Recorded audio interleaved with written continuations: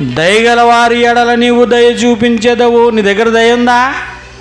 నువ్వు దయ చూపించేవాడువేనా? అయితే దేవుడు నీ పట్ల ఏం చేస్తాడు? నువ్వు ఇస్తావా? నీ గుప్పిలు ఇప్పిస్తావా? మళ్ళీ ఇస్తాడు, దానికంటే ఎక్కువ ఇస్తాడు. నువ్వు బేగపెడతావా? నువ్వేం చేయగలవురా? నీకు ఇచ్చిన వేస్ట్ అనుకుంటాడు. అంతే కదా. కూర్చోబెట్టేవాడికి ఎప్పుడు కూడా ఇస్తూనే ఉంటాడు. ఎందుకంటే ఇది చేతిలో ఉండి ఎప్పుడు ఏమవుతాయి? వెళ్తాయి వచ్చేస్తూ ఉంటాయి. పిసినారు పుల్లయ్య ఉంటాడు, ఆడి చేతిలోండి వెళ్ళవో, ఇంటి దగ్గర రావో. భేదవరాలు తనకున్న జీవనోపాధి అంతా పట్టుకొచ్చి ఆ దైవ సన్నిధిలో దేవుడికి ఇచ్చేస్తుంటే దూరానుండి చూస్తున్నాడు మహనీయుడు. వేసేసాడు. మరొకడు వచ్చాడు, ఆడికి ఉన్న దాంట్లో కొంత వేసాడు.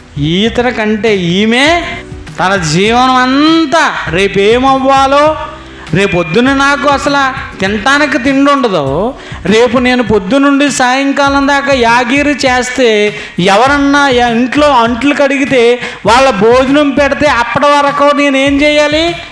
అన్నం లేకుండా పస్తుండాలి. నా జీవనం లేదు.